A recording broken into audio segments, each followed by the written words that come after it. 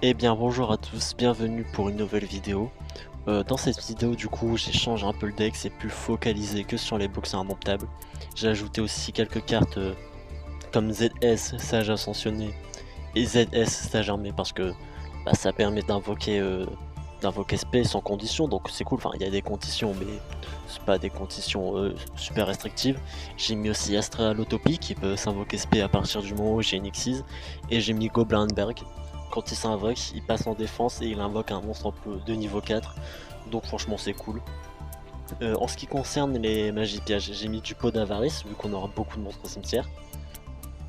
Des staples comme Reiki, Plumeau d'Amarpi, Monster Reborn et renfort de l'armée. J'ai mis aussi l'orage foudroyant et j'ai mis que 2 forces de barrière restreinte magie en plus, tout simplement parce que comme vous le voyez dans l'extra deck, on a juste 2 monstres qu'on va faire en cup, c'est-à-dire Boxeur Indomptable et Utopie, pour avoir Boxeur Indomptable C79 et Rayon Utopie Léonard Ultime. Et comme vous voyez, niveau Boxeur Indomptable, j'ai enlevé tous les monstres qui disaient vous ne pouvez invoquer spécialement que des monstres Boxeur Indomptable, parce qu'on va jouer plein de monstres différents. Déjà on va jouer les futurs utopiques et Drago utopiques comme la dernière fois, mais on va aussi jouer Résident des Abysses pour bloquer le cimetière, Castel pour dégager le terrain, Dragon Tornade pour détruire des magies pièges. Dragon Tornade, c'est une UR, du coup j'ai pas pu l'avoir en x3, mais je vais la jouer en x3 dès que je pourrai. Malheureusement, Dragon de la Tornade, Castel, Résident des Abysses, Utopie, Draco Utopie, Zeus qui est nouveau aussi, beaucoup trop d'UR, c'est aberrant, donc j'ai pas pu tout faire, mais je compte rajouter 2 Dragons de la Tornade dès que je peux. Donc voilà, c'est un peu ça le nouveau deck, on a essayé de généraliser au niveau des exis qu'on peut invoquer pour mieux gérer le terrain, pouvoir dégager des monstres, détruire des magies pièges, l'empêcher d'utiliser le cimetière, ou tout raser tout simplement avec Zeus. Donc voilà, c'est un peu l'update du deck. C'est vrai que le deck maintenant change beaucoup dans sa manière de jouer. Donc voilà, maintenant vous le savez, on va passer au premier duel.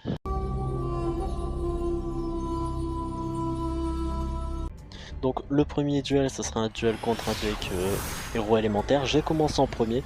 Donc déjà, ce qu'on peut dire sur ma main, c'est que franchement, c'est pas mal. Hein. J'ai 2 ZS Sage Armé. Je peux invoquer SP. J'ai un Monster Rebound si jamais. Et un pot d'avarice pour pioche. J'ai invoqué Boxeur Indomptable d'entraînement, excusez-moi. Parce que l'effet de ZS Sage Armé, c'est que si la seule monstre que j'ai, c'est un monstre niveau 4, je peux l'invoquer SP. Mais sauf si c'est ZS Sage Armé qui est sur le terrain. Donc je voulais pas me bloquer, donc j'invoque entraînement, invocation spé de ZS, il va faire un cancre la max, donc ça c'est chiant, on n'a pas envie de le faire beaucoup piocher. Donc voilà, je vais faire mon Xyz, roi d'MC pour aller chercher une carte, boxer indomptable second chef, et j'ai terminé mon tour parce que j'ai vraiment pas envie de le faire piocher. Donc voilà, il va faire son combo. Donc là en fait dans ma tête, mon game plan c'était que s'il détruit roi d'MC, je peux faire Monster Rebound pour réinvoquer roi d'MC, avoir une Xyz sur le terrain et aller chercher une carte. Donc franchement, ça serait plutôt pas mal honnêtement. J'irai chercher Hypercuteur de mémoire. Donc là il va faire ses combos. Hein. On va accélérer. Et là malheureusement j'ai pas beaucoup de negate. Donc il va faire une fusion miraculeuse, invoquer Sunrise, aller chercher une fusion miraculeuse. Il va passer à la battle phase. Donc je vais faire l'effet de boxeur indomptable. Excusez-moi. L'effet de boxeur indomptable second chef, c'est que je peux l'invoquer SP, il annule l'attaque et fait disparaître. Non, il annule pas l'attaque, pardon. Il s'invoque SP et bannit un monstre de l'adversaire. Donc l'effet de Sunrise est quand même activé qui détruit mon monstre, mais voilà, il a plus rien faire. Donc évidemment, fin du tour, Sunrise revient. Comme ça, je vais invoquer ZS Sage Armé. Je vais faire mon Xyz, je vais choisir Castel le Mousquetaire. Comme ça, effet Castel, je défausse 2, je renvoie son Sunrise à la main. Et je fais une Monster Rebound pour aller chercher... j'ai oublié son nom, putain, alors je joue tout le temps. Roi d'MC, voilà. Excusez-moi, donc effet de Roi d'MC, comme ça j'ai cherché l'Hypercuteur. J'invoque l'Hypercuteur. J'amène l'entraînement, le boxeur d'entraînement à moi. Je vais faire mon Xyz de futur utopique pour ensuite faire futur Draco utopique. Enfin, la routine finalement, vous avez l'habitude. Je vais passer en battle phase parce que si je fais l'effet de boxeur indomptable d'entraînement, je pourrais pas faire ma battle phase. Donc il va faire un épée la dorée pour l'invoquer SP. J'ai enlevé un matériel de Draco Utopique pour annuler son effet et quand même du coup lui infliger 2000 de dégâts.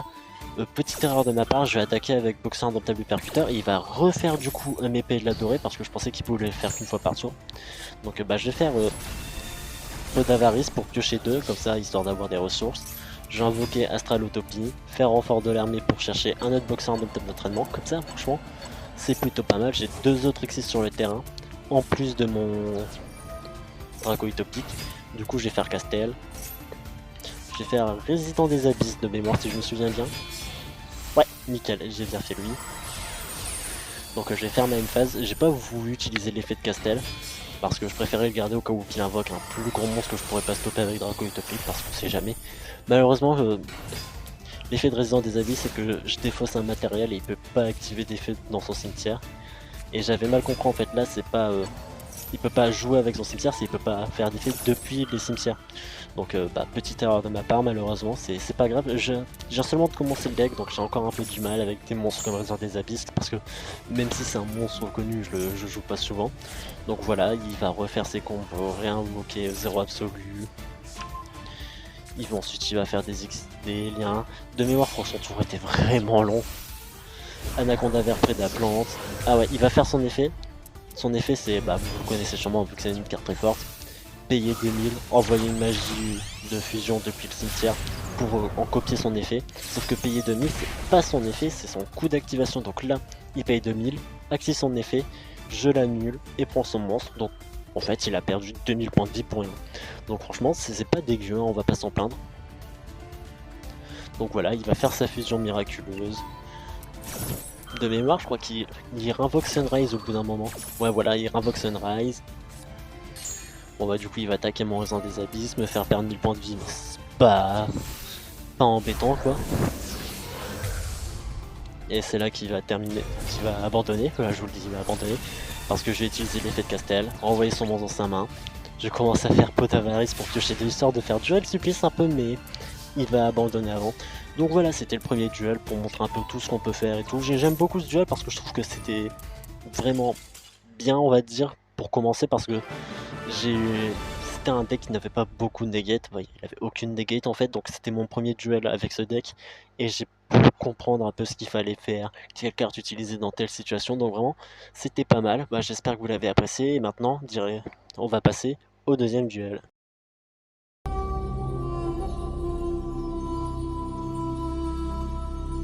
Là pour ce deuxième duel, ça sera un duel extrêmement court, que 2 tours, et c'est pour montrer les negates que peut avoir ce deck qui vont faire rager mon adversaire, le pauvre, il aura même pas fini son tour.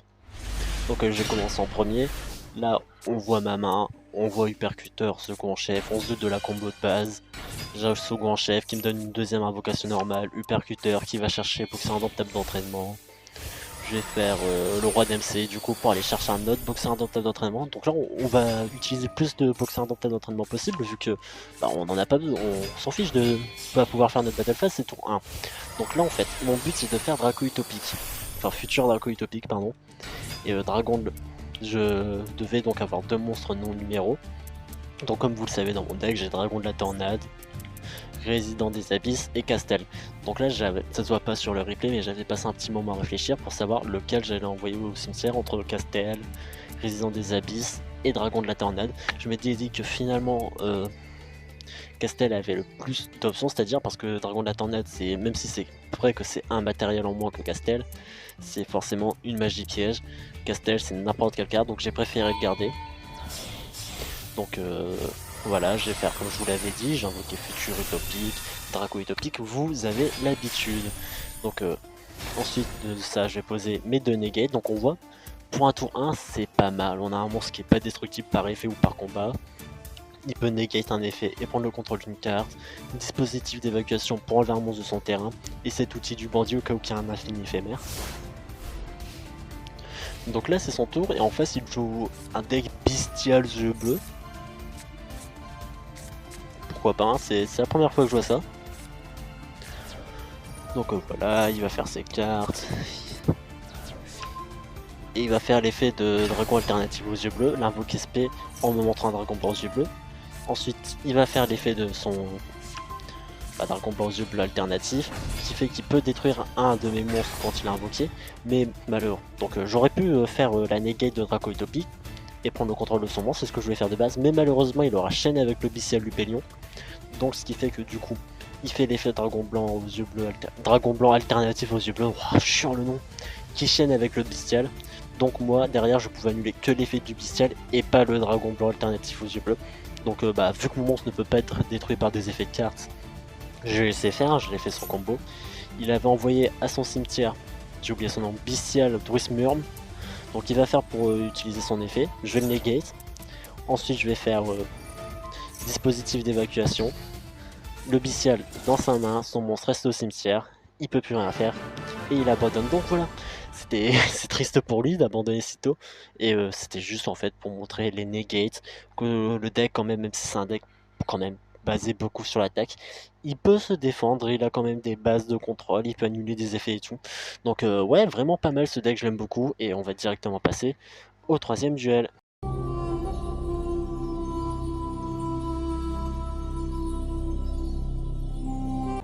Donc pour le troisième et dernier duel de cette vidéo, ça sera un duel où le premier duel ça va montrer les Xyz génériques, Dragon de la Tornade, Futur Utopique, etc., etc. Là, ça sera pour montrer l'importance des numéros que j'ai laissés dans le deck qui sont quand même très très forts. Donc déjà, on peut constater que c'est la cata. J'ai commencé en seconde, j'ai que un monstre niveau 4, une nagir en plus, et j'ai trois trucs qui peuvent ralentir un peu le jeu adverse, mais c'est pas fou, hein, surtout que c'est des pièges, donc je peux même pas les jouer durant mon tour. Donc là, je vais juste le regarder, il va faire son combo, etc., etc. Donc je constate que c'est un deck yeux bleus. Donc comme je l'ai dit, là, je peux rien faire, donc je vais le regarder. Il va faire sa fusion ultime pour invoquer un dragon tirant aux yeux bleus. Donc il avait utilisé quoi comme matériau? Je vais mettre en pause. Je vois pas ces matériaux, bon d'accord. Donc là j'ai de la chance, j'ai pioché Goblin de Berg, qui va me permettre d'invoquer un monstre niveau 4. Donc je vais faire ZSH d'armée et je vais invoquer le boxer indomptable Nova Kaiser. Donc déjà ce qu'on peut remarquer c'est quand même son board est très triste, hein. Il n'y a qu'un seul monstre, 3400 c'est pas dégueu, hein, mais très peu de protection. Donc j'ai fait un Mamagir en plus pour invoquer le C79. J'ai posé mes 3 negats, enfin mes 3 cartes pièges, et j'ai Battle Phase. Et si j'ai voulu garder ce monstre dans le deck, c'est parce qu'il est très très bon contre les trucs qui ne peuvent pas être détruits.